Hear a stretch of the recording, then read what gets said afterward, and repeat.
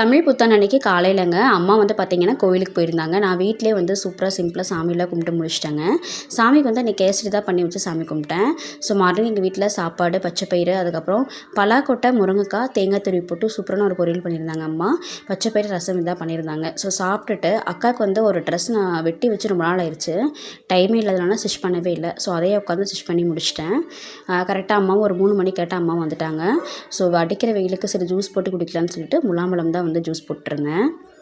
வெளியில் உட்காந்து நானும் அம்மா ஜூஸ் குடிச்சிட்டு அதுக்கப்புறம் படுத்தூங்கினதாங்க. நாங்கள் டைம் போனது தெரியல. 5:45 கட்ட தான் எந்திரிச்சு வெளில வந்தோம்.